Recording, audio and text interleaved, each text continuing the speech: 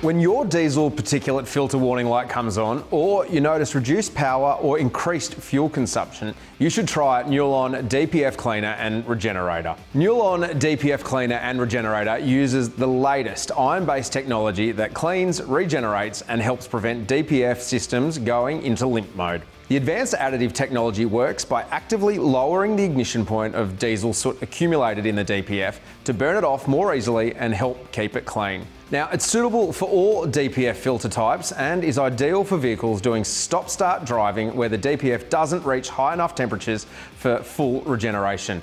Simple to use as part of a regular maintenance routine. Add 1 bottle every 5,000 kilometres to 60 litres of diesel fuel prior to filling. Over-treatment will not cause any damage. If your first level DPF warning light is on, add 300 ml to 30 litres of fuel and continue to drive.